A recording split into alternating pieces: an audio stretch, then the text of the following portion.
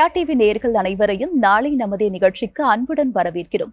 இன்னைக்கு நம்ம நிகழ்ச்சியில மேஷ ராசி முதல் மீன ராசி வரையிலான 12 ராசியினருக்கு இந்த வாரம், அதாவது டிசம்பர் 1 முதல் 7ஆம் தேதி வரைக்கும் எப்படி இருக்க போகுதுன்றதை தான் நம்ம பார்க்க போறோம். அது மட்டும் இல்லாம நேயர்களுடைய சந்தேகங்களுக்கு உங்களுடைய ஜாதகத்தின் அடிப்படையில் ஜோதிட தீர்வுகளையும் கேட்டு தெரிஞ்சுக்க போறோம். இன்னைக்கு நம்ம நிகழ்ச்சிக்கு தமிழ்நாட்டின் 2 பிரபலமான ஜோதிடர்கள் நம்ம அரங்கத்திற்கு வருகை தந்திருக்கிறார்கள். முதலில் அவர்களை வரவேற்கலாம். முதலாவதாக உதாரண ஜோதிடர் திரு பீமராஜா ஐயர் அவர்கள். வணக்கம். வணக்கம். அடுத்ததாக திருக்கோவிலூர் திரு ஹரிபிரசாத் சர்மா அவர்கள். வணக்கம். நமஸ்காரம். முதலாவதாக மேஷ ராசியினருக்கு இந்த வாரம் சாதகமான வாரமா அமைய போதா, இல்ல அவங்க கூடுதல் கவனமா இருக்கணுமான்றத கேட்டு தெரிஞ்சுக்கலாம். பீமராஜ் ஐயர் சார் சொல்லுங்க, மேஷ ராசியினருக்கு இந்த வாரம் எப்படி அமைய போகுது? மேஷராசி அன்பர்களுக்கு இந்த வாரம் சாதகமாக இருக்கும். இழந்த விஷயங்களை, இழந்த பொருட்களை, காணாமல் போன பொருட்களை, தொலைத்த பொருட்களை திரும்ப நீங்கள் கண்டுபிடிக்கலாம், அதை அடையலாம். அப்படியான ஒரு பலன் இருக்குது அப்படின்றத இந்த வாரத்தில் சொல்லலாம். ஏன்னா நிறைய பேருக்கு நல்ல வேலையில் இருந்துட்டு அந்த வேலை போயிட்டுருக்கோம், திரும்ப அது போல் ஒரு வேலை அவங்களுக்கு கிடைக்கவே கிடைக்காது. அப்படிப்பட்டவர்களுக்கு அதுபோல் நல்ல ஒரு உத்தியோகம் கிடைக்கும். அதுபோல் பிஸ்னஸ் பண்ணுறவங்களுக்கு பொதுவாக ஒரு கல்லூரியில் படிச்சுட்டு நீங்கள் ஏதோ ஒரு காரணத்துக்காக விட்டுட்டீங்க, திரும்ப படிக்கணும் அப்படின்னு யாராக இருந்தாலும் சரி, முன்னாடி நல்ல நிலையில் இருந்துட்டு அதை ஏதோ ஒரு காரணத்துக்காக இழந்துட்டீங்க, மீண்டும் அடைய முடியும். அஷ்டமஸ்தானம் சொல்லக்கூடிய 8ஆம் இடத்தை மறைவிடம் சொல்லும்போது ஆராய்ச்சி சம்பந்தமான இடமாகவும் கூட நம்ம சொல்லலாம். அது உங்களுடைய ராசிக்கு விருச்சிகமாக வருகிறது. அந்த இடத்துல சூரியன் புதனுடைய சேர்க்கை இருக்குது. அதனோட சந்திரன் இருந்து இந்த வாரம் தொடங்குகின்றது. அப்போது நீங்கள் தவறாக முடிவு பண்ணி ஒன்றை விட்டிருந்தாலோ அல்லது உங்களுக்கு தெரியாமலே அது உங்கள் கைவிட்டு போயிருந்தாலோ அந்த விஷயம் திரும்ப கிடைக்கும். இதை அப்படியே நீங்கள் திருமணத்தோடும் கூட தொடர்பு படுத்தலாம். கணவன் மனைவி ஏதோ சின்ன பிரச்சனை, 3வது மனுஷனால பிரச்சனை, உங்கள் 2 பேருக்குள்ள கருத்து வேறுபாடே இல்லை, அதுக்காக பிரிஞ்சு போய் நீங்கள் இருக்கீங்கன்னு சொன்னால் இப்போ சமரசம், சமாதானம் போன்ற விஷயங்கள் எடுபடும். பேசி நீங்கள் ஒன்றுபடலாம். அதற்கான ஒரு வாரமாக இந்த வாரம் இருக்குது. இந்த வாரத்தில் சந்திர தரிசனம், சதுர்த்தி விரதம், சிரவண விரதம், சஷ்டி விரதம் இப்படியான விசேஷ விரத நாட்கள் இருக்கிறது. இதில் யாருக்கு எதை முடியுமோ அவங்க அதை கடைபிடிக்கும் போது இந்த வாரம் நல்ல வாரமாக அமையும். சார், நீங்க ஒரே வார்த்தையில சொல்லிட்டீங்க, மேஷ ராசியினருக்கு சாதகமான ஒரு வாரமா அமைய போகுதுன்னு. ரிஷப ராசியினருக்கு எப்படி இருக்க போகுது சார் இந்த வாரம்? ரிஷபராசி என்பவர்களுக்கு இந்த வாரம் முன்னேற்றம் தரக்கூடிய வாரமாக இருக்கும்னு தாராளமாக சொல்லலாம். ராசிநாதனாக இருக்கக்கூடிய சுக்கிரன் அஷ்டமஸ்தானத்தில் இருந்து பாக்யஸ்தானத்திற்கு 9ஆம் இடத்திற்கு இந்த வாரத்தில் பிரவேசமாக போகின்றார். இந்த வாரம் 1ஆம் தேதி தொடங்குகின்றது. 3ஆம் தேதி அன்றைக்கு சுக்கிரன் தனுசு ராசியிலிருந்து மகர ராசிக்கு வராரு. இது உங்களுக்கு சாதகமான பலனாக இருக்கும். அதன் பிறகு சந்திரனுடைய கதி ராசிக்கு 7ஆம் இடத்துல தொடங்கி 10ஆம் இடத்துல பூர்த்தி ஆகின்றது. அதனால் பார்ட்னர்ஷிப்பில் பிஸ்னஸ் பண்ணுறவங்களுக்கு இப்போ அந்த விஷயம் நல்லா வரும். பார்ட்னர்ஷிப்பில் ஏதாவது பிரச்சனை இருக்குன்னு சொன்னால் அதை சரி செய்து கொள்ள முடியும். அதன் பிறகு நீங்கள் வெளிநாட்டில் போயிருக்கீங்க, வெளியூரில் இருக்கிறீங்க, தனித்து இருக்கிறீங்க, ஒரு துணை கிடைச்சா நல்லாயிருக்கும். சேர்ந்து படிக்கிறதுக்கு, சேர்ந்து ஒரு ரூம் எடுத்து நம்ம ஊர் சமையல் பண்ணி நீங்கள் சாப்பிட்டு நம்ம பாஷை தெரிஞ்சவங்களோட பேசி இருக்கணும் அப்படின்ற ஒரு ஏக்கம் இருக்கும் இல்லையா? அவங்களுக்கெல்லாம் நல்ல ஒரு நண்பர், நல்ல ஒரு துணை கிடைக்கக்கூடிய அம்சமும் கூட இந்த வாரத்தில் இருக்கிறது. எதை மிஸ் பண்ணீங்களோ, எதற்காக ஒரு ஏக்கம் உங்களிடத்தில் இருக்கோ அது தீரக்கூடிய அம்சம் இந்த வாரத்தில் இருக்கிறது. சார், நீங்க சொன்னதுல இருந்தே ஒரு விஷயம் தெளிவாகுது. ரிஷபராசினருக்கு முன்னேற்றம் தரக்கூடிய ஒரு நல்ல வாரமாக இந்த வாரம் அமைய போகுதுன்றது. மிதுனம் ராசியினருக்கு எப்படி இருக்க போகுது சார்? வீட்லையும் அலுவலகத்திலையும் அவங்களுடைய சூழல் எவ்வாறு இருக்க போகுது? மிதுன ராசி அன்பர்களுக்கு இந்த வாரத்தில் நல்ல உற்சாகமான ஊக்கமாக இருக்கக்கூடிய யோகம் இருக்கின்றது. குறிப்பாக ஆரோக்கியம் சம்பந்தமாக உங்களுக்கு கொஞ்சம் பின்னடைவு, தொய்வு இருந்திருந்தால் அதிலிருந்து நீங்கள் மீண்டு வரலாம். எதற்காகன்னு கேட்கும்போது, உங்களுடைய ராசிக்கு 6ஆம் இடத்துல ராசிநாதன் புதன் சூரியனோடு சேர்ந்து இருக்காரு. அவரோடு சந்திரனும் இந்த வாரத்தினுடைய தொடக்கத்தில் இருப்பார். அந்த சந்திரன், சூரியன், புதன் இந்த கிரக சேர்க்கை 6ஆம் இடத்துல இருக்கும்போது யாருக்கு உடல் உபாதை இருக்கிறதோ அவங்களுக்கு அதற்குண்டான தீர்வு தெரிய வரும். அதேபோல் மன ரீதியாக நீங்கள் முடிவெடுக்க முடியாமல் கஷ்டப்படுறீங்கன்னு சொன்னால் நல்ல முடிவுகளை உங்களால் எடுக்க முடியும். என்ன படிக்கலாம், எதை கற்றுக்கலாம், என்ன தொழில் பண்ணலாம் அப்படின்ற விஷயம் உங்களுக்கு சவாலாக இருக்குது, முடிவே பண்ண முடியலன்னு சொன்னால் அதையும் கூட நீங்கள் முடிவு பண்ணலாம். சூரியன் சந்திரன் சேரக்கூடியதை பொதுவாக அமாவாசைன்னு சொல்லுவோம். அமாவாசை நாளில் மட்டும் சேர்ந்து இருக்காது, அது 2.25 நாட்கள் அந்த சேர்க்கை இருக்கும். அப்படி இருந்து அந்த காலத்தில் பிறக்கக்கூடியவர்களுக்கு தோஷம்லாம் நம்ம சொல்லுவோம். அப்படி கிடையாது. இந்த சூரிய சந்திர சேர்க்கையை அஷ்டமா சித்தி யோகம் அப்படின்னு ஜோதிட சாஸ்திரம் சொல்லுகிறது. அஷ்டமா சித்துன்னு சொன்னால் 8 வகையான சித்துக்களை அறியறது, அதை கற்றுக்கொள்வது, அதை செயல்படுத்துவது, அப்படிப்பட்ட ஒரு அம்சம் இருக்கிறது. அதனால் நீங்கள் இந்த அஷ்டமா சித்துன்னு சொல்லக்கூடிய ஏதாவது ஒரு விஷயத்தை கலையாக, கல்வியாக, தொழிலாக கற்றுக்கொண்டு அதன் மூலமாக உயர முடியும். இதே விஷயம் உங்களுக்கு ஆரோக்கியத்தையும் கொடுக்கும். சார், மிதுனம் ராசினருக்கு இந்த வாரம் எப்படி இருக்க போகுதுன்னு சொன்னீங்க. மற்ற ராசினருக்கான வார பலன்களை பார்க்கறதுக்கு முன்னாடி நேரொருவர் சந்தேகம் கேட்டிருக்காங்க. என்னன்னு பார்க்கலாம் சார். ராஜா விழுப்புரத்துல பிறந்திருக்காங்க சார். பிறந்த தேதி 10/6/1982 பிற்பகல் 4:05 மணிக்கு பிறந்திருக்காரு. ஐயா, என் மனைவி என்னை விட்டு பிரிந்து சென்று விட்டார். குழந்தைகளையும் பார்க்க முடியவில்லை. தற்போது என் மனைவி விவாகரத்துக்கு விண்ணப்பித்துள்ளார். எனக்கு விவாகரத்து கிடைக்குமா அல்லது மீண்டும் மனைவியோடு சேர வாய்ப்பு இருக்கான்னு கேட்டிருக்காரு. முதல்ல வந்து அந்த கலத்திர பாவம் பார்க்கணும். நீங்கள் வந்து துலா லக்னத்தில் பிறந்திருக்கீங்க. திராட நட்சத்திரம் 3ஆம் பாதம் மகர ராசி உங்களோடது. துலா லக்னம் சொல்லும்போது உங்களுடைய மனைவியை பற்றி பார்க்கணும்னு சொன்னால் 7ஆம் இடம். அந்த இடத்திற்கு அதிபதி செவ்வாய். அவர் லக்னத்திற்கு 12ஆம் இடத்துல இருக்காரு. 12ஆம் இடத்துல சனியோடு சேர்ந்து இருக்காரு. அந்த சனி வக்ரகதியில் இருக்கார். சனி செவ்வாய் அப்படின்னு சொல்லக்கூடிய சேர்க்கை வந்து பிரச்சனையை ஏற்படுத்தும். செவ்வாய் 7ஆம் அதிபதியாக வர்றதுனால அது திருமண வாழ்க்கையில் அந்த பிரச்சனை உங்களுக்கு ஏற்படுகிறது. இது ஒன்று. ரெண்டாவது, உங்களுடைய லக்னத்திற்கு அஷ்டமத்தில் வந்து சூரியன் புதனுடைய சேர்க்கை இருக்குது. அதாவது சூரியன் வந்து 8ஆம் இடத்துல இருக்கார். அப்போது நீங்கள் நல்ல நபராகவே இருந்தாலும் கூட எதிராளிக்கு தெரியாது. எவர் ஒருவருக்கு சூரியன் பலமாக இல்லையோ, சூரியனை ஆத்மகாரகன்னு சொல்லுவோம். அந்த ஆத்ம பலம், இவங்க நல்லவங்களாக இருப்பாங்க, திறமைசாலிகளாக இருப்பாங்க, நல்ல கல்வியாளர்களாக எல்லா ஒரு குவாலிட்டியும் அவங்ககிட்ட இருக்கும். ஆனால் அது மற்றவங்களுக்கு தெரியாது. அதனால இவங்களுக்கு திறமை இருந்தும் எனக்கு வந்து வாய்ப்பு கிடைக்கல, எனக்கு வந்து பதவி கிடைக்கல அப்படின்னு சொல்லக்கூடிய ஒரு ஏக்கம் இருந்து கொண்டே இருக்கும். அப்போ உங்களுடைய மனைவி பிரிந்து போயிருக்காங்க, நீங்கள் சேர்ந்து வான்னு நினைக்கிறீங்க. அப்போ உங்களுடைய நல்ல விஷயங்கள் அவங்களுக்கு வந்து இப்போ கண்ணில் மறைக்கப்பட்டு இருக்கிறது. அப்போ நீங்கள் வந்து அமர்ந்து பேசி இதுக்கு வந்து தீர்வு காணலாம். இது வந்து ஜாதக ரீதியாக இருக்கக்கூடிய அந்த கலத்திர பாவம் 8ல் சூரியன் சம்பந்தமான விஷயம். அதுக்கு இப்போ வாய்ப்பு இருக்கிறதான்னு பார்க்கும்போது உங்களுடைய தசாபுக்திக்கு வரணும். நீங்கள் வந்து சூரிய திசையில் பிறந்து இப்போ உங்களுக்கு குரு மகா திசை நடந்து கொண்டு இருக்கின்றது.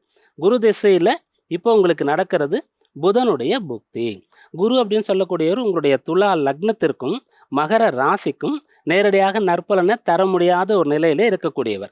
6ஆம் அதிபதியாக இருக்கார். அப்போது மனைவியோடு பிரச்சனை ஏற்பட்டு அது கோர்ட்டுக்கு போய் லீகல் இஷ்யூஸ் வழக்குகளை சந்திக்கக்கூடிய அளவிற்கான விஷயம் இந்த குருவுடைய தசையில் ஏற்படுது. அந்த குருவே லக்னத்தில் தான் இருக்கார். அவர் 6ஆம் அதிபதி. அதனால் இதற்கு என்ன தீர்வுன்னு சொன்னால், நீங்கள் தனியாக கூட போய் பேசக்கூடாது. உங்கள் குடும்பத்தில் இருக்கக்கூடிய பெரியவர்கள், உங்கள் மீது அக்கறை இருக்கக்கூடிய அனுபவம் வாய்ந்த நல்லவர்கள், அதேபோல் அவங்க குடும்பத்தில் இருக்கக்கூடிய பெரியவர்கள் கலந்து பேசுங்க. 2 பேருடைய வீட்டில் கூட வேணாம், ஒரு கோவிலில் பொதுவான அமைதியான இடத்துல கூட நீங்கள் பேசுங்க. கட்டாயம் உங்களுக்கு தீர்வு வரும். அப்படி பேசி தீர்வு வந்து நீங்கள் சேர்ந்திருக்கக்கூடிய வாய்ப்பு இருக்குது. ஆனால் அப்படிலாம் இல்லாமல் ஈகோன்னு சொல்லக்கூடிய ஒரு விஷயத்தில் பாதிக்கப்பட்டிருந்தால் அந்த குரு திசையில் வழக்குக்கு போகும்போது கூட சீக்கிரமாக அந்த வழக்கு முடியாது. பல வருடங்கள் வந்து வழக்கு வந்து இழுத்துக்கொண்டே போகிற மாதிரி இருக்கும். அந்த வழக்கு நடக்கிறதுக்காக தேவையில்லாத குற்றங்கள்லாம் கூட சுமத்தப்படக்கூடிய அம்சம் இருக்கிறது. அதனால் சமரசம் தீர்வாக இருக்கும். சார், இந்த நேயர் மனைவி என்னை விட்டு பிரிஞ்சு போயிட்டாங்க, நாங்க மீண்டும் சேருவோமான்னு ரொம்ப ஒரு எதிர்பார்ப்போட கேட்டிருந்தாரு. அவர் என்ன பண்ணணும், பண்ணக்கூடாது, அதுக்கான தீர்வு என்னன்றத ரொம்ப தெளிவாவே சொல்லியிருக்கீங்க சார். ஹரிபிரசாத் சார், நீங்க சொல்லுங்க. சமீப காலமாகவே விவாகரத்து அப்படின்றது ரொம்ப அதிகரிச்சுக்கிட்டே வருது. ஒரு திருமண பந்தத்துல இருந்து அவங்க விவாகரத்துன்ற நிலை ஏற்படுறதுக்கு என்ன காரணம் சார், ஜாதக ரீதியா பார்க்கணும்? பிரகாஷ் சொல்லும்போது சொன்னார், ஈகோ அப்படின்னு சொல்லிட்டார். இதே போன்ற கிரக நிலை பழைய காலத்திலையும் இருந்துட்டு தான் இருந்தது. ஆனால் அப்பெல்லாம் இந்த விவாகரத்துங்கிற பேச்சே வரலையே. எல்லாருக்குமே ஒரு சந்தோஷமான வாழ்க்கை என்பது அமைந்து விடாது. உதாரணத்திற்கு இந்த ஜாதகரே எடுத்துட்டா 7ஆம் பாவாதிபதி செவ்வாய் போய் 12ல் சனியோட சேர்ந்து, அது வக்ரம் பெற்ற சனியோட இருக்கிறார்னும் பொழுது உன்னுடைய மனைவியினுடைய குணம் இப்படித்தான் இருக்கும். அதை நீ முதல்ல புரிஞ்சுக்கணும். இவர் இந்த மனிதர். அதற்கு அடுத்தபடியாக இவருக்கு 2ஆம் பாவாதிபதியாகவும் செவ்வாயே இருக்கிறார். பேச்சு வாக்கில் இவர் சொன்ன ஏதோ ஒரு வார்த்தை அந்த பெண்மணியை கடுமையாக பாதித்திருக்கலாம். நீ இந்த மாதிரி வார்த்தையை என்ன சொல்லிட்டு அதனால நான் கூட குடும்பம் பண்ண மாட்டேங்கிறதுனால அந்த பெண்மணி போய் ஏதோ ஒரு பிரச்சனையில் அங்கே பிரச்சனை பண்ணிட்டு இருக்காங்கன்னு வச்சுக்கலாம். இப்படி இதற்கான காரணம் என்னங்கிறத ஆராய வேண்டும். இது காலதேச வர்த்தமானத்தின் காரணமாகத்தான், இன்றைக்கு இருக்கக்கூடிய ஒரு சமுதாய சூழலின் காரணமாகத்தான் இந்த விவாகரத்துங்கிறதே அதிகமாக சொல்லிக்கிட்டு இருக்காமா. இந்த நிகழ்ச்சியின் மூலமாக நம்ம நேயருக்கெல்லாம் நான் என்ன சொல்லணும்னு சொன்னால், தர்மசாஸ்திர ரீதியாகவும் சரி, ஜோதிடவியல் ரீதியாகவும் சரி, எப்படி பார்த்தாலும் இந்த விவாகரத்து அப்படிங்கிற ஒரு வார்த்தையை உச்சரிப்பதே மகா பாபம். அந்த விவாகரத்து அப்படிங்கிறத சாஸ்திரம் ஏற்றுக்கவே ஏற்றுக்காது. ஏன்னா கலியுகத்தை பொறுத்தவரை ஆணாக இருந்தாலும் அவருக்கு வந்து ஏகபத்னி விரதனாகத்தான் இருக்க வேண்டும் சொல்றா. ஒரு மனைவி தான், அவ்வளவுதான் அப்படிங்கிற மாதிரி தான். அதே மாதிரி தான் பெண்ணுக்கும் சரி. இப்போ விவாகத்தை ரத்து பண்ணி என்ன பண்ண போறீங்க நீங்க? முதல்ல 2 குழந்தைகள் இருக்கா, இன்னொரு கல்யாணமா பண்ணிக்க போறா, நிச்சயமா 2 பேரும் பண்ணிக்க போறது கிடையாது. அவங்களுடைய வயசெல்லாம் பார்க்கும்போது அப்படித்தான் இருக்கு. இந்த விவாகரத்துங்கிறது எதற்காக? முதல்ல இன்னொரு மறு விவாகம் அப்படிங்கிறதையே ஏத்துக்காது நம்முடைய சாஸ்திரமானது. அது ஆணாக இருந்தாலும் சரி, பெண்ணாக இருந்தாலும் சரி, இவர்கள் மனைவி உயிரோடு இருக்கும் பொழுது ஒரு ஆணானவர் இன்னொரு திருமணத்தை செய்ய முடியாது. அதே மாதிரி தான் ஒரு பெண் வந்து கணவனை இழந்துட்டான்னா அவனுக்கு மறுவிவாகம் செய்ய முடியாதுன்னு சாஸ்திரம் சொல்கிறது. பட் ஆனால் இன்னைக்கு காலதேச வர்த்தமானத்திலே கணவன் இல்லாத பட்சத்திலே பண்ணலாம்ங்கிறத நிறைய பெரியவாளும் ஏற்றுருக்கா, அதாவது உயிரோடு இல்லாத பட்சத்தில். ஆனால் விவாக ரத்து அப்படின்னு சொல்கிற ஒரு விஷயம் மகா பாபம். ஏன்னா அப்படியே யோசிச்சு பாருங்களேன், ஒரு 1000 பேர் கூடியிருக்கக்கூடிய சபையிலே அந்த ஆணானவன் ஒரு உறுதிமொழியை கொடுக்கிறான். மாங்கல்யம் தந்துனானேன்னு சொன்னால் ஏதோ மந்திரங்கிற மாதிரி நினச்சிக்கிறான். அது மந்திரமே கிடையாது. இந்த ஆண்மகன் அந்த பெண்ணை பார்த்து ஒரு உறுதிமொழியை சொல்றான். எப்படி சொல்றா? மாங்கல்யம் தந்துனானேனா மம ஜீவன ஹேத்துனா கண்டே பத்னாமி சுபகே தொம் ஜீவ சரத சதம்னு சொல்றான். 100 ஆண்டுகள் 100 கார்காலத்தை நீயும் நானும் ஒன்றாக இணை பிரியாமல் சந்திக்க வேண்டும் என்பதற்காக இந்த மங்கள நாணை உன்னுடைய கழுத்திலே நான் கட்டுகிறேன் அப்படின்னு சொல்றான். அதாவது சினிமா பாட்டில் கூட பார்த்தோம்னா 100 வருஷம் இந்த மாப்பிள்ளையும் பொண்ணும் தாங்கிற மாதிரிலாம் அவன் அந்த பாட்டிலேயே கூட எழுதியிருப்பா. 100 ஆண்டு காலம் நீயும் நானும் இணை பிரியாமல் வாழ வேண்டும்னு சொல்றது. அது கூட இந்த திருமணத்திலே வரக்கூடிய மந்திரங்கள்னு சொல்றோம்ல, அது மந்திரங்களே கிடையாது, அத்தனையுமே உறுதிமொழிதான். இந்த ஆண்மகனானவன் அந்த பெண்ணை பார்த்து சொல்லக்கூடிய உறுதிமொழிகள் அத்தனையும். ஒன்றாக வாழ வேண்டும், நீயும் நானும் தோழர்கள்னு சொல்றார். சக்கா அப்படின்னா மந்திரமே வரும். நீயும் நானும் இணை பிரியாத நண்பர்களாக வாழ வேண்டும்னு சொல்றார். நண்பர்கள் அப்படிங்கிற வார்த்தையை தான் அங்க பிரதானமாகவே சொல்கிறார்கள். அதெல்லாம் நம்ம யாரும் புரிஞ்சுக்கிறது இல்லை. அதனாலதான் அந்த புரிந்து கொள்ளாத தன்மை வருவதால் தான் இந்த விவாகரத்துங்கிற வார்த்தையே வர்றது. இதுக்கு நிச்சயமா கிரகநிலை காரணம் அல்ல. இப்போ இன்னைக்குதான் சமீப காலமாக கிரகநிலை மாறிடுச்சாப்போ இன்னைக்கு என்ன ஆகுதுன்னா, இந்த சமூகம் வந்து ரொம்ப ஈஸியா அந்த விவாகரத்துங்கிறது சட்டபூர்வமா கிடைச்சிடுறதுனால அது யாருக்காக வச்சிருக்கா? ரொம்ப முடியாத பட்சத்திலே ஏதோ ஒரு சாடிஸ்ட் ஒருத்தர் இருக்கா அப்படின்னு சொன்னா அவங்ககிட்ட இருந்து விலகி இருக்கணும், அல்லது ஏதோ சட்ட ரீதியான சிக்கல்களை சந்திக்க நேரிகிறது, அவன் ஒரு குற்றவாளியாக இருக்கிறான்னு சொன்னா அங்கிருந்து விலகி இருக்கணுங்கிறதுக்காக தான் வச்சிருக்காளே தவிர எதுக்கெடுத்தாலும் இவர்களுக்குள்ளாக வரக்கூடிய ஒரு ஈகோ இஷ்யூஸுக்கெல்லாம் போய் விவாகரத்துங்கிற ஒரு விஷயத்துக்குள்ள போனான்னா அது அந்த தலைமுறையே கண்டிப்பாக பாதிக்கும். இன்னைக்கு எல்லாருமே நான் சிங்கிள் பேரண்ட் அப்படின்னு சொல்லிக்கிறதுல ரொம்ப பெருமையாக ஃபீல் பண்ணுறேன். நான் ரொம்ப கஷ்டப்பட்டு என் பிள்ளைய வளர்த்துருக்கேன், அவங்க வீட்டுக்காரர் அதை கண்டுக்கவே இல்லை, நான் தான் ரொம்ப நல்லா நான் டைவர்ஸ் வாங்கிட்டேன் அப்படிங்கிறத ரொம்ப பெருமையாக நினச்சிக்கிறா. இது அந்த பிள்ளைகளுடைய வாழ்க்கையையும் பாதிக்கும் என்பதையும் இவர்கள் புரிந்து கொள்ள வேண்டும். நான் சைக்கலாஜிக்கலாக மட்டும் சொல்லலை, கிரகநிலை ரீதியாகவும் சொல்கிறேன். இந்த குழந்தையுடைய ஜாதகத்தில் அந்த 9ஆம் பாவத்தை அவர் இழந்து விட்டால், 9ஆம் பாவம்ங்கிறது பித்ருஸ்தானம் மட்டும் சொல்லலை, பாக்யஸ்தானம்னு சொல்றது, பூர்வ புண்ணியஸ்தானம்னு சொல்றது. அந்த பாக்யஸ்தானத்தையே அந்த குழந்தை இழந்துட்டான்னா, தகப்பனார் இல்லாமல் அந்த குழந்தை வாழறான் அப்படின்னு சொன்னா அந்த குழந்தை நாளைக்கு பாக்கியம் இல்லாமல், ஒரு அதிர்ஷ்டம் இல்லாமல், ஒரு பூர்வ புண்ணியம் இல்லாமல் எவ்வளவு கஷ்டப்படுவாங்கிறதையும் இந்த பெற்றோர் யோசிக்கணும் அப்படிங்கிறதுக்காக சொல்றேன். 9ஆம் இடத்தை மட்டும் நான், அதாவது ஆண்களை மட்டும் நான் உயர்த்தி சொல்லவில்லை, பித்ருஸ்தானத்தை மட்டும் சொல்லலை, 4ஆம் இடமாகிய மாத்ருஸ்தானத்தை சுகஸ்தானம்னே சொல்றா. ஆக ஆண்களும் இந்த இடத்துல விவாகரத்திற்கு செல்வதற்கு முன்னால் கண்டிப்பாக யோசிக்க வேண்டும்.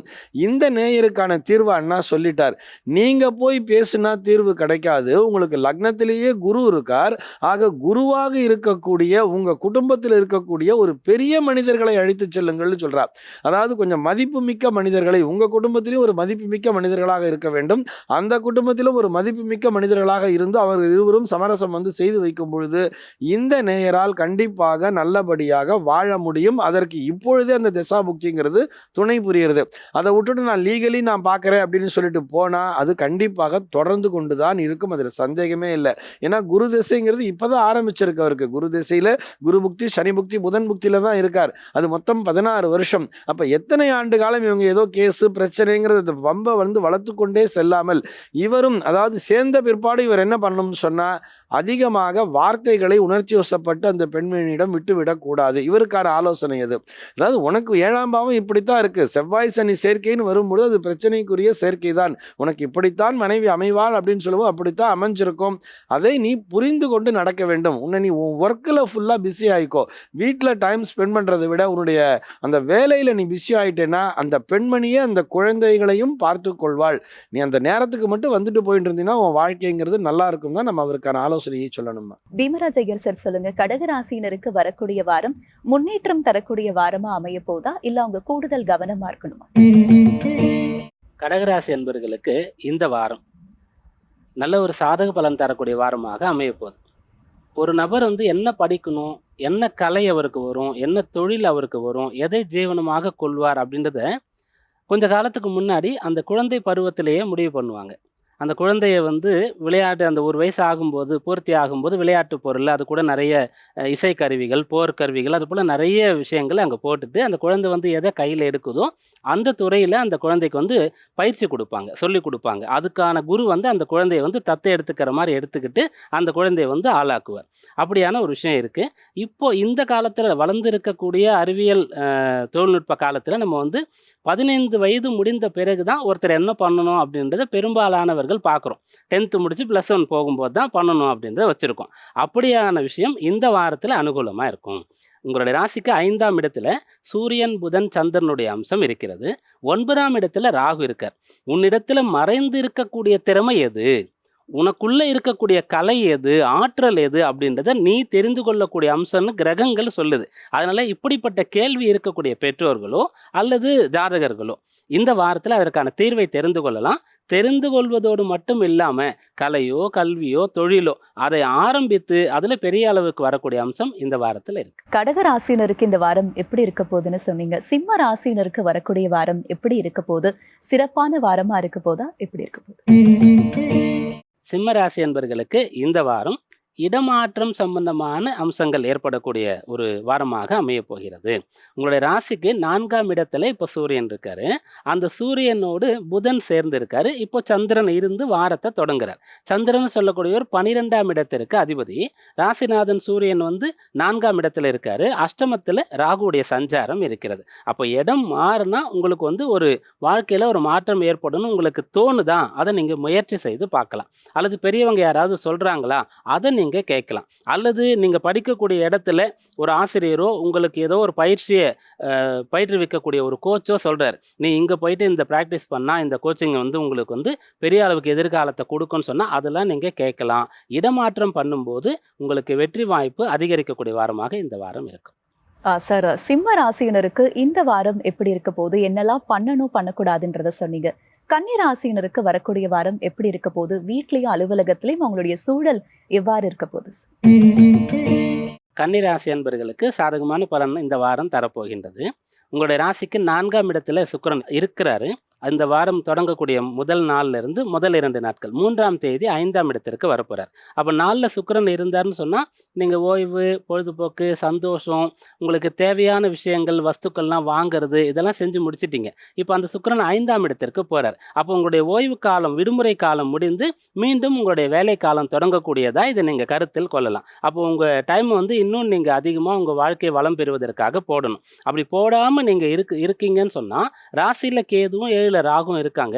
ஏதோ ஒரு டிஸ்டர்பன்ஸ் உங்களுக்கு இருந்து கொண்டு இருக்கும். அதனால அடுத்து என்ன, வேற என்ன கற்றுக்கலாம், என்ன படிக்கலாம் அப்படின்ற விஷயத்தை நீங்கள் யோசிக்கும் போது இந்த வாரம் உங்களுக்கு அதற்கான பலனை தரும். சார், கன்னி ராசினருக்கான வார பலன்கள் சொன்னீங்க. தொடர்ந்து மற்ற ராசினருக்கான வார பலன்களை பார்க்கறதுக்கு முன்னாடி ஒரு நேயர் சந்தேகம் கேட்டிருக்காங்க, என்னன்னு பார்க்கலாம். கார்த்திக் மதுரையில பிறந்திருக்காங்க சார். பிறந்த தேதி 11/3/1986 இரவு 9:55 மணிக்கு பிறந்திருக்காரு. ஐயா, நான் என் வேலையிலும் சரி தனிப்பட்ட வாழ்விலும் சரி நேர்மையாக இருக்க வேண்டும் என்று நினைக்கிறேன். இதனாலேயே பொருளாதாரத்தில் எந்த ஒரு முன்னேற்றமும் இல்லாமல் அப்படியே இருக்கிறேன். என் வாழ்க்கை எப்போது மாறும்னு கேட்டிருக்காரு சார். ஜாதகர் வந்து உத்திரட்டாதி நட்சத்திரம் மீனராசியில் பிறந்திருக்கீங்க. துலா லக்னம். முதல்ல உங்களுடைய எண்ணம் எப்படி இருக்குது அப்படின்றது நீங்கள் சொல்லியிருக்கீங்க. அப்படின்னு சொன்னால் உங்கள் லக்னம் என்ன அப்படின்றத பார்க்கணும். நேர்மையாக இருக்கணும்னு நினைக்கிறேன், ஆனால் முன்னேற முடியல அப்படின்னு நீங்கள் சொல்கிறீங்க. நேர்மையாக இருக்கணும்னு நினைக்கிறது வந்து ஒரு பெரிய சாதனை அப்படின்ற மாதிரி இந்த காலத்தில் நம்ம நினச்சிட்டு இருக்கோம். ஆனால் நம்ம எல்லோருடைய கடமையுமே நேர்மையாக இருக்க வேண்டியது தான். இருந்தால் கட்டாயம் அதற்கான பலன் கிடைக்கும். நான் நேர்மையாக இருக்கிறதுனால தான் கிடைக்கலன்ற எண்ணம் வந்துட்டாலே நம்ம அதிலிருந்து விலகிறோம்னு அர்த்தம். அதை விட போகிறோம் எதிர்காலத்தில் அப்படின்றது அர்த்தம். அதனால் கட்டாயம் நீங்கள் இப்போ இருக்கக்கூடிய அந்த நேர்மையோடவே இருங்க. ரொம்ப சிறந்த எதிர்காலம் உங்களுக்கு இருக்கும். ஏன்னா நீங்கள் வந்து துலா லக்னத்தில் பிறந்திருக்கீங்க. அந்த லக்னத்தில் வந்து கேது இருக்கார். அப்போ லக்னத்தில் கேது இருக்கார் அப்படின்னு சொன்னால் அது முதல்ல உங்களை என்ன பண்ணுன்னு சொன்னால் ஆன்மீக பாதையில், ஆன்மீகம்னு சொன்னால் இறை வழிபாடு செய்கிறது, விரதம், பூஜை, நோன்பு இது மட்டும் கிடையாது. தர்மத்தின் வழியில், தர்ம சாஸ்திரம் சொல்கிறோம், நம்ம எப்படி வாழணும், எது சரி அப்படின்ற விஷயத்த கேது வந்து எல்லாருக்கும் அறிவுறுத்துவார். முதல்ல அந்த எண்ணங்கள் அப்படியாக தானாக வரும். அதிலிருந்து யார் விலகி போகிறார்களோ அவர்களுக்கு வந்து இரண்டாவது வழி, தவறான வழியை வந்து கேது ரொம்ப சுலபமாக கொடுத்துருவார். அப்படி கொடுத்து அதில் பலன் வந்தாலும் கூட, பெரிய அளவுக்கு பொருள் வந்தாலும் கூட நிம்மதி இல்லாத ஒரு நிலை வந்துடும். அதனால தான் வந்து கேதுவை போல கெடுப்பார் இல்லை அப்படின்ற மாதிரிலாம் ஒரு வழக்கு இருக்கிறது. ஆனால் ஆரம்பத்திலே அது நடக்காது. ஸோ உங்கள் லக்னத்தில் கேது இருக்காரு, நீங்கள் நல்ல எண்ணத்தோடயே இருங்க, கட்டாயம் நல்லா இருப்பீங்க. அப்போ லக்னத்திற்கு 10ஆம் இடத்தை பார்க்கும்போது நீங்கள் வளர்ச்சி பெறுவீங்களா அப்படின்னு பார்க்கலாம். அந்த வீட்டு அதிபதி தான் நீங்கள் உத்திரட்டாதி மீனம்ன்றதுனால 6ஆம் இடத்துல இருக்கார். அதாவது சந்திரன் வந்து 6ஆம் இடத்துல இருக்காரு. உச்சம் பெற்ற சுக்கிரனோடு சேர்ந்து இருக்காரு.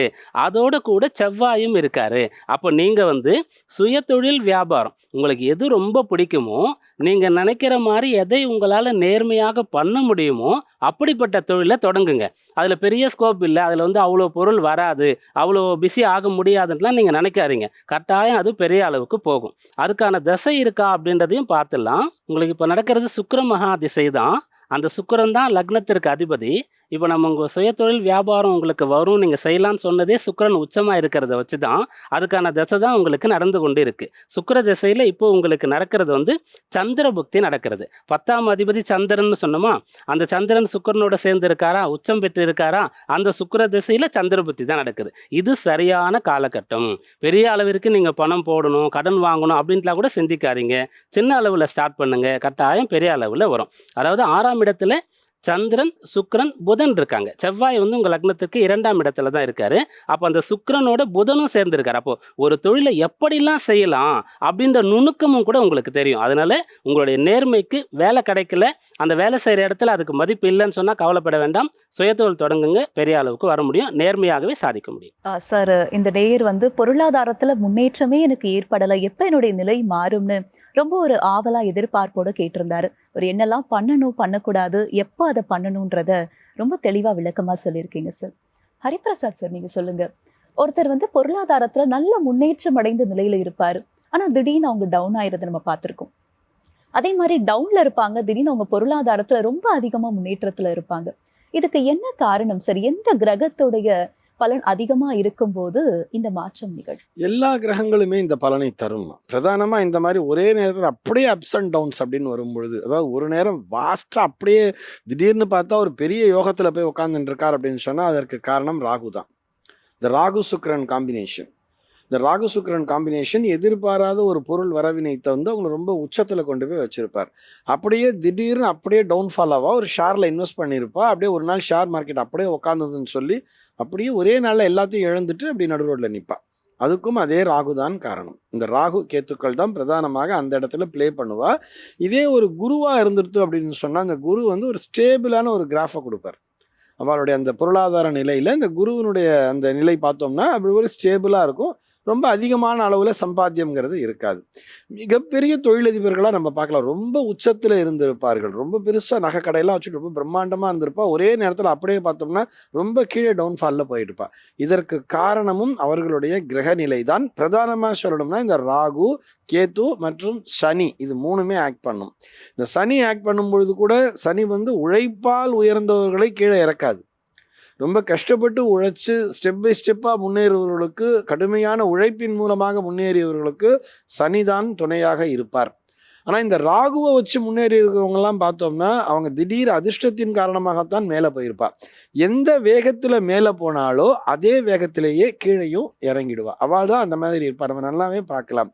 ஒரு சில பேர் பார்த்தோம்னா பரம்பரை பணக்காரர்களாக இருந்திருப்பார்கள். பரம்பரை பணக்காரா, அவள் அப்பாலாம் நல்லா சம்பாரிச்சு இந்த பையன் ரொம்ப நல்ல சௌகரியமாக இருந்திருப்பா. ஆனால் இவன் தொழிலில் கையில் எடுத்த உடனே இவன் ரொம்ப கீழே இறங்கி போயிருப்பான். இதற்கு காரணம் அந்த பரம்பரையில் வரக்கூடிய ஒரு சுழற்சி தான். அது எல்லாமே ஒரு 3 தலைமுறை வரைக்கும் தான் ரொம்ப நல்லபடியாக வச்சுருக்கோம். அதுக்கு அடுத்தபடியாக ஒரு சுழற்சிங்கிறது வரும் பொழுது இவர்கள் ஆட்டோமேட்டிக்காக அது கீழே தான் வருவார். மாற்றம் ஒன்று தானே மாறாததுன்னு இந்த உலகத்தில் சொல்லியிருக்கோம். பிரதானமாக உங்களுடைய கேள்விக்கு நான் விடை சொல்லணும் அப்படின்னு சொன்னால், இதில் முக்கியமாக இந்த ராகு, கேத்து மற்றும் சனி தான் இந்த டவுன்ஃபால் கொடுக்கும், ஒரே நேரத்தில் ஏற்றத்தையும் கொடுக்கும். இந்த நேயரை எடுத்துட்டா கூட இப்போ அண்ணா அவரை சுய தொழிலை செய்ய சொல்லியிருக்கார். சுய தொழிலில் நீ நல்ல உச்சபலத்தோடு நல்லா வர முடியும்னு சொல்லி. ஆனால் இவருக்கு லக்னத்தில் இருக்கக்கூடிய கேது தான் என்ன பண்ணும்னு கேட்டால், நான் என்ன பண்ணி என்ன ஆக போகுது, எதுவும் பெருசாக ஒன்றும் இல்லை, அந்த ஒரு ஃப்ரஸ்ட்ரேஷனான ஒரு மைண்டை தான் கொடுத்துட்டே இருக்கும். இப்போ கூட இந்த நேயர் ரொம்ப பொருளாதார ரீதியாக ரொம்ப கஷ்டப்படுறாருலாம் சொல்லவே முடியாது. ஏன்னா அவருக்கு சுக்கிரதசை ஏற்கனவே ஆரம்பிச்சாச்சு, நல்லா தான் இருந்துன்னு இருக்கார். ஆனால் அவருக்கு அதற்கான ஒரு சாட்டிஸ்ஃபேக்ஷன்ங்கிறது வரல. இதில் இன்னொரு விஷயம் ரொம்ப அற்புதமாக சொன்னார். நீங்கள் நேர்மையாக இருக்கிறதுனால தான் நான் இப்படி கஷ்டப்படுறேன், நீங்கள் ஒரு சிந்தனையை சொல்லும் பொழுது அடுத்து நீங்கள் ஏதோ ஒரு தப்பு பண்ண போறீங்கிறது தெரியறதுங்கிறதையும் ஒரு சூசகமாக சொல்லிட்டார். அந்த எண்ணத்தையும் இந்த கேது தான் கொடுப்பார் அப்படின்னு சொல்லிட்டு, இந்த நேயரை பொறுத்தவரை ரொம்ப எச்சரிக்கையாக இருக்க வேண்டும். நீங்கள் ஏற்கனவே இறைவன் கொடுத்தது உங்களுக்கு நல்லபடியாக தான் கொடுத்துருக்கார். அந்த வழியை அப்படியே ஃபாலோ பண்ணிட்டு போயின்றுங்க. உங்களை சுய தொழில் செய்ய சொல்லியிருக்கார். ஆனால் இன்னைக்கு நம்ம என்ன ஒரு ரூல் வச்சுட்டு இருக்கோம், பொதுவாக கலியுகத்தினுடைய விதியே சொல்லி பார்த்தோம்னா, இந்த கலியுகத்திலேயே சுய தொழில் செய்பவர்கள் நீதி நேர்மை நாணயம் என்று பார்க்க முடியாது. நீதி நேர்மை நாணயம் இருந்தால் அவர் ரொம்ப பெரிய பிஸ்னஸ் மேனாக வர முடியாது. 10 ரூபா பொருளை 100 ரூபாய்க்கு விற்றாதான் அவன் பெரிய பிஸ்னஸ் மேனாக வர முடியும். 10 ரூபா பொருளை 1 ரூபாய்க்கு விற்றான்னா அவனால் ஒரு பெரிய பிஸ்னஸ் மேனாக வர முடியாது. இந்த நேயரை பொறுத்தவரை ஒரு மீன ராசியில் பிறந்துட்டார். குரு என்கின்ற கிரகம் தான் நீதி நேர்மைக்கெல்லாம் அதிபதி. ஆக ஓரளவுக்கு பண்ணுங்க, போதும். 10 ரூபா பொருளை 15 ரூபாய்க்கு விற்றுக்குங்க, ஒரு 5 ரூபா லாபம் கிடைச்சதா போதும். அதோட நீங்கள் அது சாட்டிஸ்ஃபேக்ஷனுக்குள்ளே வந்துருங்க. ஒரு ஆத்ம திருப்தி என்பது உங்களுக்கு இருந்தாலே உங்களுடைய வாழ்க்கை என்பது ரொம்ப நல்ல விதமாகவே செல்லும்னே சொல்லலாமா. எங்கே ஆத்ம திருப்தி வராமல் இன்னும் வேணும் இன்னும் வேணும்னு நம்ம பேராசைப்படுகிறோமோ இவர்கள் தான் அந்த பாதிப்பிற்கு உள்ளாகிறார்கள். நீங்கள் கேட்ட அந்த பாதிப்பு அந்த பேராசைப்படுபவர்களுக்கு மட்டும்தான் வருகிறது. அந்த பேராசை என்பதை யார் கொடுப்பான்னு சொன்னால் ராகு என்கின்ற கிரகம் தான் கொடுக்கும். சுக்கிரன் ஆசைப்பட செய்வார், ஆனால் பேராசைப்பட சொல்ல மாட்டார். ஆனால் அந்த ராகு இருக்கு இல்லையா, அது தூண்டி விட்டுட்டே இருக்கும். அது ஒரு கேட்டலிஸ்ட் மாதிரி. நம்ம கெமிஸ்ட்ரி படிக்கும்போது சொல்லுவோம் வினை ஊக்கின்னு சொல்லுவா. அந்த வினையை ஊக்குவிப்பது அந்த ராகு என்கின்ற கிரகம் தான். அதற்கு அடிமையாகாமல் இருந்தால், அந்த பேராசைக்குள்ள போகாமல் இருந்தாலே பெரு நஷ்டத்திலிருந்தும் நம்மை பாதுகாத்து கொள்ள முடியுங்கிறது தான் அதற்கான விடைமா. பீமராஜ் ஐயர் சார் சொல்லுங்க, துலாம் ராசியினருக்கு இந்த வாரம் சிறப்பான வாரமா இருக்க போதா, இல்ல அவங்க கவனமா இருக்கணுமா? துலா ராசி அன்பர்களுக்கு இந்த வாரம் நினைத்தது கிடைக்கக்கூடிய வாரமாக இருக்கிறது. எதை விரும்புனீங்களோ அதை உங்களால் அடைய முடியும். ராசிநாதனாக இருக்கக்கூடிய சுக்கிரன் 3ஆம் இடத்திலிருந்து 4ஆம் இடத்திற்கு போக போகிறார். சுக்கிரனை பொறுத்த வரைக்கும் 4ஆம் இடம் சொல்லும்போது சனியுடைய வீட்டுக்கு போகிறார். பொதுவாக சனியோட ஒரு கிரகம் சேருதுன்னு சொன்னால் அந்த கிரகம் பலம் இழக்குது அப்படின்ற மாதிரி நம்ம பொதுவாக எடுத்துக்கலாம். ஆனால் சுக்கிரனுக்கு அப்படி கிடையாது. அந்த சனியோடு சுக்கிரன் சேர்ந்து இருக்கும்போது அல்லது பரிவர்த்தனை பண்ணும்போது, சுக்கிரன் வீட்டில் சனி இருக்கும்போது, சனி வீட்டில் சுக்கிரன் இருக்கும்போது அவங்க மிகப்பெரிய அளவுக்கு வாழ்க்கையில் செட்டில் ஆகக்கூடிய அளவிற்கு பலன் கிடைக்கும். ரொம்ப பெரிய வீடு அவங்களுக்கு கிடைக்கும். அது அவங்களுடைய சுய முயற்சியினால் அவங்க அடைஞ்சதாக இருக்கும். அப்படிப்பட்ட அந்த சனியுடைய வீட்டில் மகரத்தில் சுக்கிரன் இங்கே போக போகிறாரு. ராசிக்கு 4ஆம் இடமாக அது இருக்க போகுது. அதனால் நல்ல வீடு வேணும்னு நினச்சிங்கன்னா அது கிடைக்கும். நல்ல வாகனம் வேணும் அப்படின்னு நீங்கள் ஆசைப்பட்டீங்கன்னா அது கிடைக்கும். நல்ல வாழ்க்கை வேணும் அப்படின்னு நினச்சிங்கன்னா வாழ்க்கை துணை கிடைக்கும். அப்படியாக உங்களுக்கு நினைத்ததை அடையக்கூடிய யோகம் இந்த வாரத்தில் இருக்கு. அப்ப துலாம் ராசினருக்கு இந்த வாரம் நினைச்சதெல்லாம் நடக்கக்கூடிய ஒரு நல்ல வாரமாக அமைய போதுனே சொல்லலாம் சார். விருச்சிகம் ராசியினருக்கு இந்த வாரம் எப்படி இருக்க போகுது சார்? வீட்லயும் அலுவலகத்திலையும் அவங்களுடைய சூழல் எவ்வாறு இருக்க போகுது? விருச்சிக ராசி அன்பர்கள் இந்த வாரத்தில் நீங்கள் கற்றுக்கொண்டதன்படி செயல்படணும். என்ன அனுபவம் கிடைச்சதோ அதன்படி செயல்படணும். அல்லது உங்களுடைய மனசு என்ன சொல்லுதோ அதை கேட்கணும். உள்ளுணர்வை நீங்கள் மதிக்கணும். அப்படின்ற மாதிரி ரொம்ப ஈஸியாக கூட நீங்கள் இதை புரிஞ்சுக்கலாம். ராசியில் சூரியன் புதனுடைய சேர்க்கை இருக்கிறது. சூரியன் ராசியில் இருந்தால் ரொம்ப நல்லது. அந்த சூரியனோட புதன் இருக்கு, அதோடு சந்திரனும் இருந்து தான் இந்த வாரம் தொடங்குகின்றது. இந்த சூரியன் சந்திரன் புதன் ராசியில் இருக்கக்கூடிய அந்த கிரகநிலையை குரு பார்க்கின்றார். அதனால உங்களுக்கு ஒன்று தோணும், அதை செஞ்சால் சரியாக வரும். அதாவது செய்யணும்னு உங்களுக்கு தோணுச்சுன்னா அதை நீங்கள் செய்யணும். வேண்டான்னு எண்ணம் வந்ததுன்னா நீங்கள் அதை வந்து தவிர்க்கணும். அந்த இன்ஸ்டிங்க்ட்னு சொல்லுவோம் இல்லையா, அதை வந்து நீங்கள் ஃபாலோ பண்ணணும், மதிக்கணும். முதல்ல அதை உணர கற்றுக்கணும். நிறைய பேருக்கு அது உணர தெரியல. யாரோ ஒருத்தருக்கு 2 பேருக்கு தான் வரும்னு நினைக்கிறோம். எல்லோருக்குமே அது வரும். அதில் குறிப்பாக யாருக்கெல்லாம் குரு வந்து லக்னம் ராசியோடு தொடர்பு கொள்கிறாரோ பார்க்கிறாரோ அவர்களுக்கு அந்த உள்ளுணர்வு வரும். இந்த பரிகாரத்தை போய் நீங்கள் செய்யுங்கன்னு சொல்லி ஜாதகம் பார்க்கக்கூடிய ஒரு அன்பரிடத்துல சொன்னால், இப்போ தான் அந்த கோயிலுக்கு நான் போயிட்டு வந்தேன் அப்படின்னு அவங்க சொல்லுவாங்க. இந்த விரதம் இருங்கன்னா இப்போ சமீப காலமாக நான் இருந்துட்டு இருக்கேன், யார் சொன்னான்னா இல்லை எனக்கு தோணுச்சுன்னு சொல்லுவாங்க. பல 100 பேரிடத்துல இதை நம்ம பார்த்துருக்கோம். அதனால உள்ளுணர்வை மதித்து உணர்ந்து அதன்படி நடக்கும்போது இந்த வாரம் மிகச்சிறந்த பலன் உங்களுக்கு தரும். சார், விருச்சிகம் ராசினருக்கு இந்த வாரம் எப்படி அமைய போது, அவங்க என்ன பண்ணணுன்றத ரொம்ப தெளிவாவே சொன்னீங்க சார். தனுசு ராசினருக்கு இந்த வாரம் எப்படி இருக்க போகுது சார்? கூடுதல் கவனமா இருக்கணுமா, இல்ல முன்னேற்றம் தரக்கூடிய வாரமா அவங்களுக்கு அமைய போகுது? தனுர் ராசி என்பவர்களுக்கு இந்த வாரம் வந்து செலவுகள் செய்ய வேண்டிய வாரமாக இருக்கின்றது. உங்கள் ராசியில் இப்போ சுக்கிரன் இருக்காரு. அப்போ வந்து நீங்கள் நிறைய ஆசைப்படணும், இதெல்லாம் நம்ம அனுபவிக்கணும், இங்கெல்லாம் போய் பார்த்துட்டு வரணும் அப்படின்ற ஒரு எண்ணம் உங்களுக்கு ஏற்படும். ரெண்டாவது, அந்த விரயஸ்தானம் சொல்லக்கூடிய 12ஆம் பாவத்தில் சூரியன் புதன் இருந்தது. இப்போ அஷ்டமாதிபதியாக இருக்கக்கூடிய சந்திரனும் அந்த இடத்துல இருந்து தான் இந்த வாரம் ஆரம்பிக்கின்றது. ராசிநாதன் குரு 6ல் இருக்கார். அப்போ கையில் காசு இல்லைன்னா கூட கடன் வாங்கியாவது செலவு பண்ணணும் அப்படின்ற எண்ணம் கூட உங்களுக்கு வரும். அதை நீங்கள் நல்ல விஷயங்களுக்கு பயன்படுத்திக்கலாம். பிள்ளைகளுடைய கல்வி, நீங்கள் ஒரு வீடு கட்டிட்டு இருக்கீங்க, பிஸ்னஸ் பண்ணுறீங்க, ரிஸ்க் இல்லாத ஒரு இன்வெஸ்ட்மெண்ட்டு அப்படின்றதுக்கெல்லாம் நீங்கள் இதை பயன்படுத்தலாம். இப்படியாக இந்த வாரத்தில் நீங்கள் நினச்சதை செய்யலாம். கடன் வாங்கி செய்யக்கூடிய நிலை ஏற்படும், செலவுகள் ஏற்படும். அப்போ தானாகவே உங்களுக்கு சுப விரயங்கள் சுப செலவுகள் ஏற்படுதுன்னு சொன்னால் அதை நீங்கள் செஞ்சிட்டிங்கன்னா தேவையில்லாத அசுப விரயங்கள் உங்களுக்கு ஏற்படாது. அப்போ தனுசு ராசினருக்கு இந்த வாரம் செலவுகள் ஏற்படும், ஆனா சுப செலவுகளா இருக்கும் இல்லையா சார்? சார், நம்ம தொடர்ந்து மற்ற ராசினருக்கான வார பலன்களை பார்க்கறதுக்கு முன்னாடி ஒரு நேயர் சந்தேகம் கேட்டிருக்காங்க சார், என்னன்னு பார்க்கலாம். வைதேகி கடலூர்ல பிறந்திருக்காங்க சார். பிறந்த தேதி 10/8/1991 இரவு 8:45 மணிக்கு பிறந்திருக்காங்க. ஐயா, நான் அழகு கலை பயின்றுள்ளேன். இப்போது எங்கள் ஊரில் அழகு நிலையம் தொடங்க வேண்டும் என்று நினைக்கிறேன். அழகு நிலையம் ஆரம்பித்தால் என் தொழில் சிறப்பாக இருக்குமா அப்படின்னு கேட்டிருக்காங்க. மக நட்சத்திரம் சிம்ம ராசியில் பிறந்திருக்கீங்க, மீன லக்னத்தில் பிறந்திருக்கீங்க. உங்களுடைய சுயதொழில் தொடங்கலாமா, அதுவும் அழகு கலை அழகு நிலையம் சம்பந்தமாக வைக்கலாமான்னு கேட்டிருக்கீங்க. இதுக்கான தொடர்பு உங்கள் ஜாதகத்தில் இருக்கிறது. மீன லக்னம் நீங்கள் அப்படின்னு சொல்லும்போது அந்த லக்னத்தில் உச்சம் பெறக்கூடிய ஒரு கிரகம் தான் சுக்கிரனாக இருக்கார். சுக்கிரன் தான் இந்த அழகுன்னு சொல்லும்போது, இயற்கையிலேயே அழகுன்னு சொல்லும்போது சந்திரனை சொல்லிடலாம். பிறக்கும்போதே அவங்க அழகாக இருப்பாங்க, எதுவும் அவங்க ரொம்ப அலங்காரம் பண்ணிப்பாங்க, பண்ணலனாலும் அழகாக இருப்பாங்க. சுக்கிரன்னு சொன்னால் இருக்கிற அழகை மெருகூட்டி மற்றவங்கள வசீகரிக்கணும் அப்படின்ற ஒரு பலனை தரக்கூடிய ஒருத்தராக இருக்கார். அந்த தொழிலை தான் இப்போ நீங்கள் செய்ய போகிறீங்க. மற்றவங்களுக்கு அப்படி ஒரு வசீகரத்தை, ஒரு அழகை நீங்கள் ஏற்படுத்த போகிறீங்க. அந்த கலை உங்களுடைய கைவந்த கலையாக இருக்கும். உங்களிடத்தில் திருமணத்திற்கான ஒரு பெண் வராங்க, நீங்கள் கல்யாணம் மேக்கப் போட்டு விடுறீங்க அப்படின்னு சொன்னால் அது வரைக்கும் அப்படி ஒரு அழகாக அவங்கள யாருமே பார்த்துருக்க மாட்டாங்க. ஒரு பர்த்டே கேர்ளுக்கு நீங்கள் மேக்கப் போடுறீங்க. அப்படியாக இந்த வேலையில் உங்களுக்கு அவ்வளோ திறமை இருக்கும், அது இயற்கையிலே உங்களுக்கு வரும். அதுக்காக நீங்கள் படிச்சிருக்கலாம், கற்றுக்கிட்டு இருக்கலாம், அதெல்லாம் உங்களை நீங்கள் டெவலப் பண்ணிக்கிட்டீங்க, வளர்த்துக்கிட்டீங்கன்னு தான் அர்த்தம். இயற்கையிலே உங்களுக்கு அந்த அம்சம் இருக்கிறது. அப்போ நீங்கள் அந்த பிஸ்னஸ் பண்ணலாம். இப்போ நடக்கக்கூடிய தசாபக்தி எந்த அளவுக்கு சப்போர்ட் பண்ணுதுன்றதை பார்த்துலாம். ஏன்னா தசாபக்தியை வச்சு இதை நீங்கள் கடன் வாங்கி செய்யலாமா, சொந்த காசு போட்டு தான் செய்யணுமா, அல்லது பார்ட்னர்ஷிப் செய்யலாமான்றது நிறைய விஷயங்களை முடிவு பண்ணலாம். இப்போ உங்களுக்கு நடந்துட்டு இருக்கிறது, நீங்கள் மக நட்சத்திரம் இல்லையா, கேத்துடைய தசை முடிஞ்சு சுக்கிரன் சூரியன் முடிஞ்சு இப்போது சந்திர மகாதிசை உங்களுக்கு நடந்து கொண்டு இருக்குது. அப்போ அந்த அழகில் நம்ம சுக்கிரனோடு சந்திரனே சம்மந்தப்படுத்திட்டுமா, இங்கே அது வந்துருச்சு பாருங்கள். அப்போ சந்திர தசை தான் நடக்குது, நீங்கள் தாராளமாக இதை செய்யலாம். அந்த சந்திரன் உங்களுடைய லக்னத்திற்கு 6ஆம் இடத்துல தான் இருக்கார். கடன் வாங்கி செய்யலாம். கடன் சொல்லும்போது நீங்கள் ஒருத்தர்கிட்ட தனி நபரிடத்தில் வட்டிக்கு கடன் வாங்கி இதை செய்யக்கூடாது. ஏன்னா 6ஆம் இடத்துல சந்திரன் இருக்காரு. இந்த காலகட்டத்தில் கண்டக சனி நடந்து கொண்டு இருக்கு, அடுத்து அஷ்டம சனி வரப்போகின்றது. அதனால நீங்கள் ஒரு வங்கியில் ஒரு ரீசனபிளான ஒரு வட்டியில் நீங்கள் வங்கியில் கடன் வாங்கி லோனில் வந்து இந்த தொழிலை ஆரம்பிக்கலாம், செய்யலாம், அற்புதமாக வருவீங்க. சார், இந்த நேயருடைய கேள்விக்கான பதில் மட்டும் இல்லாமல் அவங்க என்ன செஞ்சால் சரியாக இருக்கும், என்ன செய்யக்கூடாதுன்றத ரொம்பவே தெளிவாக சொல்லியிருக்கீங்க சார். ஹரிபிரசாத் சார், நீங்கள் சொல்லுங்கள். பொதுவாகவே ஒருத்தர் சுய தொழில் தொடங்கிறதுக்கும் சுய தொழில் தொடங்கி சாதிக்கிறதுக்கும் எந்த கிரகங்களுடைய அமைப்பு சாதகமா இருக்கும்? தொழிலை சம்மந்தப்பட்டது தான். எந்த தொழில் செய்ய போறாங்கங்கிறத பொறுத்தது தான் அந்த கிரகம் அது அவங்களுக்கு சப்போர்ட்டிவா இருக்கா அப்படிங்கிறத பார்க்கணும்.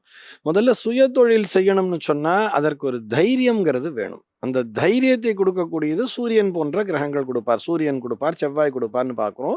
உதாரணத்திற்கு இந்த பெண்ணை எடுத்துக்கும் பொழுது இந்த பெண் வந்து ஒரு மகா நட்சத்திரம் சிம்ம ராசியிலே பிறந்திருக்கான்னு சொல்லிட்டா, சிம்ம ராசிக்கு அதிபதியே சூரியன். அப்போ அந்த சிம்ம ராசிக்கு வந்து தனித்து செய்யக்கூடிய ஒரு திறன் என்பது இருக்கும். தனித்து வந்து ஆளுமை திறன்கிறது அவங்க கிட்ட இருக்கும். அவங்களால மட்டும்தான் இந்த சுய தொழிலுங்கிறத செய்ய முடியும். ஒரு சில பேர் வந்து அடுத்தவங்க ஃபோர்ஸ் பண்ணுறாங்க, அப்பா சொல்கிறாங்க அம்மா சொல்கிறாங்கங்கிறதுக்காகலாம் சுய தொழில் ஆரம்பிச்சுட்டு கஷ்டப்படுறவாள்லாம் இருப்பா. அவர்கள் அவருடைய ஜாதகத்தை பார்த்து கொள்ள வேண்டியது முதல்ல இந்த குழந்தையால் அதை மெயின்டைன் பண்ண முடியுமா, சுய தொழிலில் இறங்கினால் சாதிக்க முடியுமாங்கிறத, அந்த தனித்துவம் அந்த இண்டிவிஜுவாலிட்டிங்கிறத இருக்குதாங்கிறத அவருடைய ஜாதகமே சொல்லிவிடும். அதற்கு லக்ன பாவமோ அல்லது ராசி பாவமோ துணை புரிய வேண்டும் தனித்து இயங்குவதற்கு. அதற்கு என்ன கிரகம் பலமாக இருக்கும்னு சொன்னால், இப்போ இந்த சூரியன், செவ்வாய் இது போன்ற கிரகங்கள் பலமாக இருக்கும். ராகு கூட ஒரு சில பேருக்கு ரொம்ப நல்லா சப்போர்ட் பண்ணுவார். சனி போன்ற கிரகங்களும் சப்போர்ட் பண்ணும். சனி வந்து ரொம்ப அழுத்தக்காரங்களாக இருப்பா. ஆனால் சனி பலமாக இருந்தால் கேட்ரிங் போன்ற தொழில்களை செய்யலாம். இப்படி ஒவ்வொரு தொழிலுக்குமே அந்த கிரகங்கள் என்பது உண்டு. அந்த பலம் அந்த கிரகத்தினுடைய ஒரு பலத்தை வைத்துத்தான் தீர்மானிக்க வேண்டும். ஒரு விருச்சிக லக்னம், லக்னத்திலேயே சந்திரன் இருக்காருன்னு சொன்னால் சந்திரன் நீச்ச பலத்தோடு வந்துடுறது. அவர்களுக்கு மனம் எப்பொழுதுமே பயந்து கொண்டே இருப்பா அவெல்லாம். இந்த லக்னாதிபதி செவ்வாயும் போய் நீச்சமாயிட்டார்னு சொன்னால் இவர்களால் சுய தொழிலை செய்ய முடியாது. ஆக சுய தொழில் செய்ய வேண்டும் என்று சொன்னால் லக்ன பாவம் நன்றாக இருக்க வேண்டும், ராசி பாவம் என்பது நன்றாக இருக்க வேண்டும். இது போக தொழில் அப்படின்னு சொல்லிட்டாலே ஒரு பிஸ்னஸ், அதாவது சுய தொழில் என்பது வேறு, அதிலே செல்ஃப் எம்ப்ளாய்டுங்கிறதும் வேறு. அதாவது இன்வெஸ்ட் பண்ணி பண்ணக்கூடிய தொழிலுங்கிறது வேறு, இன்வெஸ்ட் பண்ணி பண்ணக்கூடிய ஒரு பிஸ்னஸ் வியாபாரம் என்பது வேறு. இப்போ இந்த பெண்மணியை பொறுத்தவரை அதை பிஸ்னஸ்ன்னு சொல்ல முடியாது, வியாபாரம்னு சொல்ல முடியாது. அவர்கள் செய்ய போகிறது செல்ஃப் எம்ப்ளாய்மெண்ட். தனக்குத்தானே ஒரு வேலையை அவர் உருவாக்கி கொள்கிறார். அவர் எங்கேயோ போய் ஒரு இடத்துல வேலையை பார்த்து அந்த வேலையின் மூலமாக, அதாவது வேலைன்னா எப்படி, அவங்க தான் முதலாளி, அவங்களே தான் தொழிலாளி, அவங்களே தான் மேக்கப் போடணும். மேக்கப் போடணும்னா அதுக்கு சுக்கிரன் சந்திரன்லாம் காம்பினேஷன் இருக்கணுங்கிறது அழகாக சொல்லிட்டார் அவர். ஆக இவங்க செல்ஃப் எம்ப்ளாய்மெண்ட்டுக்காக கேட்குறா. செல்ஃப் எம்ப்ளாய்மெண்ட் பண்ண முடியுமான்னு சொன்னால் இந்த பெண்ணால் செய்ய முடியும். செல்ஃப் எம்ப்ளாய்மெண்ட்டுக்குன்னு ஒரு எலிஜிபிலிட்டிங்கிறது இருக்கும். பிஸ்னஸ்ன்னு சொல்கிறோம் இல்லையா, ஒரு வியாபாரம், அதன் மூலமாக ஒரு 50 பேருக்கு வேலை தரேன், நான் ஒரு 50 பேருக்கு சம்பளம் தரணும்னு சொன்னால் அதற்கான தகுதிகள் என்பது வேறு. அதற்கு அந்த பிஸ்னஸ் டாக்டிஸ்ன்னு வரணும்னு சொன்னால், அதுக்கு அந்த டாக்டிஸ் இருக்கணும்னு சொன்னால் அதுக்கு புதன் என்கின்ற கிரகம் பிரதானமான இடத்தினை பிடித்திருக்கும். புதன் நல்லா இருந்தால் தான் அந்த வியாபார நுணுக்கம் என்பது வரும். ஜாதகத்தை பொறுத்த வரைக்கும் வியாபார நுணுக்கத்தை கற்றுக்கொள்ள வேண்டும் என்று சொன்னால் அதற்கு புதன் என்கின்ற கிரகம் துணை புரிய வேண்டும். பொதுவாக எல்லாத்தையும் விட அதிர்ஷ்டம்ங்கிறது ஒன்று இருக்கணும். அந்த அதிர்ஷ்டத்தை தரக்கூடியது இந்த சுக்கிரன் போன்ற கிரகங்கள். குறிப்பாக அவர்களுடைய ஜாதகத்திலே 11ஆம் பாவம் என்பது அதிர்ஷ்டத்தை தரும். இந்த 11ஆம் பாவம் ரொம்ப நல்லா இருக்கா, இல்லை 11ஆம் பாவாதிபதி போய் 8ல் உட்காந்துட்டு இருக்காரு சொன்னால் இவர்கள் அந்த சுயதொழில் மூலமாக சம்பாதிச்சு அதை வேற யாருக்கோ கொடுத்துட்டு இருப்பா. ஒரு சில பேருக்கு பார்த்தோம்னா இவர் பார்ட்னர்ஷிப்பில் தொழில் ஆரம்பிச்சிருப்பா. ரொம்ப நல்ல ஒரு உதாரணத்தை சொன்னார். நீங்கள் தனி மனிதரிடம் கடன் வாங்கக்கூடாது அப்படிங்கிறத நான் இந்த நேரத்தில் அழுத்தி சொல்கிறேன். அவரை ரொம்ப நல்லா சொல்லியிருக்கார். ஏன்னா நீங்கள் பிஸ்னஸ் நல்லா பண்ணுவீங்க, உங்களுக்கு நல்லா சம்பாத்தியம்ங்கிறது, உங்கள் செல்ஃப் எம்ப்ளாய்மெண்ட்டில் ரொம்ப நல்லா மேக்கப் போடுவீங்க, நிறைய கிளையன்ட்ஸ் வருவா, எல்லாருமே வருவா. ஆனால் நீங்கள் தனி நபரிடம் கடன் வாங்கினால் அந்த 6ஆம் பாவம்ங்கிறத நல்லா எடுத்து சொல்லிட்டார். அவர்தான் உங்கள் மூலியமாக சம்பாதித்துக் கொள்வார். நீங்கள் சம்பாதிச்சு அந்த வட்டியும் கடனும் தான் கொடுத்துட்டு இருப்பீங்களே தவிர கடைசியில் உங்கள் கையில் ஒன்றுமே நிற்காது. அரசு தரப்பிலிருந்து ஒரு வங்கியில் போய் குறைந்த வட்டிக்கு வாங்கி அதை எப்படி அடைக்கணுங்கிறத பாருங்கிறத ரொம்ப அழகாக சொல்லிட்டார். இது போன்ற ஆலோசனைகளை சொல்லித் தருவது தான் ஜோதிடம் என்பதுமா. இந்த ஜோதிடத்தை முழுமையாக புரிந்து கொண்டாலே போதும். அதன் மூலமாக அவரவர்கள் தங்களுக்குரிய பாதையிலே நிச்சயமாக வெற்றி பெற முடியும் அப்படிங்கிறது இந்த நிகழ்ச்சியின் மூலமாக நேயர்கள் நல்லாவே புரிஞ்சுட்டு இருப்பான்னு நினைக்கிறேன். பீமராஜ் ஐயர் சார் சொல்லுங்க, மகர ராசியினருக்கு இந்த வாரம் எப்படி அமைய போகுது? மகர ராசி என்பவர்களுக்கு அற்புதமான பலன் ஆரம்பிக்கக்கூடிய வாரமாக இந்த வாரம் இருக்கிறது. இது நாள் வரைக்கும் உங்களோட ராசிக்கு ஒரு சுப கிரகத்தினுடைய தொடர்பு இருந்தது. குரு பகவான் அஞ்சிலிருந்து ராசியை பார்த்து கொண்டு இருந்தார். இந்த வாரத்தில் 12ஆம் இடத்தில் இருக்கக்கூடிய சுக்கிரனும் ராசிக்குள்ளே வரப்போகின்றார். 2 சுபர்களுடைய தொடர்பு ராசிக்குள்ளே வந்துடுச்சு. ஏற்கனவே 2 கிரகங்கள் உங்களுக்கு கொஞ்சம் டிஸ்டர்பன்ஸ் பண்ணுற மாதிரி இருக்குது. 7ஆம் இடத்துல நீச்சம் பெற்ற செவ்வாய் இருந்து ராசியை பார்க்கறது, ராசி அதிபதியாகவே இருந்தாலும் கூட சனி 2ஆம் இடத்துல இருக்கிறது. அப்போது 2 கிரகங்கள் உங்களுக்கு கொஞ்சம் பின்னடைவு அல்லது மந்தகதியை தந்து கொண்டு இருக்கு. இப்போ அதற்கு ஈடு செய்கிற அளவில் 2 சுப கிரகங்களுடைய தொடர்பு வந்துடுச்சு. அதனால் எதெல்லாம் பிரச்சனை நினச்சிங்களோ அதிலிருந்தே ஒரு ஆதாயத்தை பெறக்கூடிய அளவிற்கு இப்போ நீங்கள் வல்லுனராக மாறிடுவீங்க. ரொம்ப வித்தியாசமாக ரொம்ப புதுமையாக சிந்திக்க முடியும், செயல்பட முடியும். முதல்ல சொல்லணும்னா ஒரு நம்பிக்கை, ஒரு உற்சாகம், சுறுசுறுப்பு. காலைல எழுந்துக்கும் போதே உங்களுக்கு வந்து அந்த நாள் வந்து நல்லா போகணும், ஒரு எனர்ஜெட்டிக்காக உற்சாகமாக சுறுசுறுப்பாக நீங்கள் எழுந்துப்பீங்க.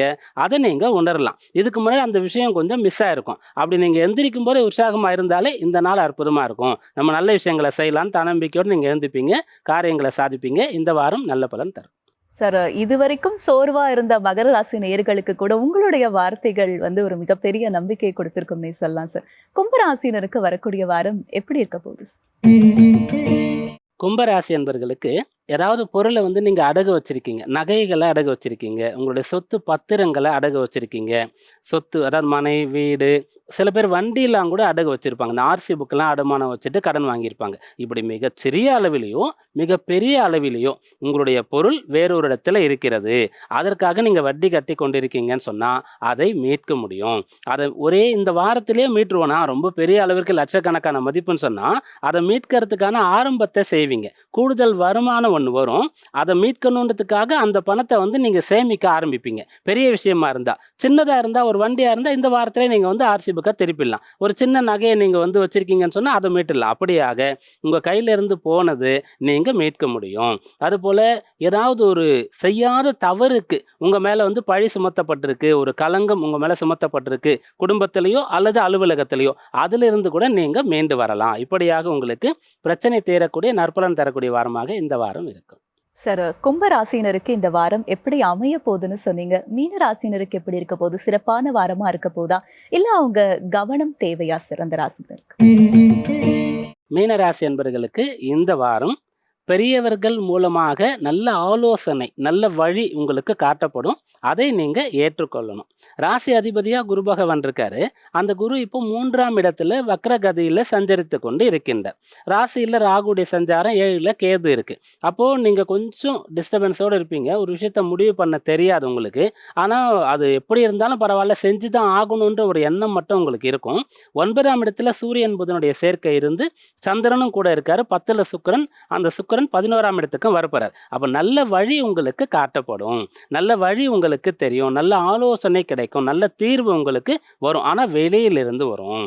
சில பேருக்கு நம்ம என்ன சொன்னோம்னா அந்த உள்ளுணர்வு உள்ளேருந்து வரும்னு சொன்னோம். சில பேருக்கு வெளியிலிருந்து வரும். உங்களுக்கு வெளியிலிருந்து நல்ல நபர்கள் மூலமாக, தந்தை மூலமாக, குரு மூலமாக, உயர் அதிகாரி மூலமாக யாரோ ஒருவர் உங்களுக்கு நல்ல வழியை காட்டுவாங்க. அதை அப்படியே நீங்கள் பிளைண்டாக கேட்டு கூட இந்த வாரத்தில் ஃபாலோ பண்ணலாம். அது உங்களுக்கு நல்ல பலனை தரும். சார், மீன ராசினருக்கு இந்த வாரம் நல்ல வாரமாக அமைய அவங்க என்ன பண்ணணும் அப்படின்றத சொன்னீங்க சார். நம்ம நிகழ்ச்சியினுடைய நிறைவு பகுதிக்கு வந்திருக்கிறோம் சார். இவ்வளவு நேரமா 12 ராசினருக்கான வார பலன்களையும் நேர்களுடைய சந்தேகங்களுக்கான தீர்வுகளை ஜாதகத்தின் அடிப்படையில் தெளிவாகவும் விரிவாகவும் விளக்கமாகவும் சொன்னீங்க. நன்றி சார். என்ன நேர்களே, இந்த வாரம் நம்ம நாளை நமது நிகழ்ச்சியில 12 ராசினருக்கான வார பலன்களையும் நேர்களுடைய சந்தேகங்களுக்கு அவங்களுடைய ஜாதகத்தின் அடிப்படையில் ஜோதிட தீர்வுகளையும் கேட்டு தெரிஞ்சுக்கிட்டோம். இதே மாதிரி உங்களுக்கும் சந்தேகங்கள் இருந்தா உங்களுடைய பெயர், ஊர், பிறந்த தேதி, நேரம், பிறந்த ஊர் இது எல்லாத்தையும் கீழே கொடுக்கப்பட்டிருக்க வாட்ஸ்அப் நம்பருக்கு எங்களுக்கு அனுப்புங்க. உங்களுடைய ஜாதகத்தின் அடிப்படையில் ஜோதிட தீர்வுகளை கேட்டு தெரிஞ்சுக்கலாம். மீண்டும் அடுத்த நிகழ்ச்சியில் உங்களை சந்திக்கும் வரை உங்களிடமிருந்து விடை பெறுபவர் உங்கள் உமா.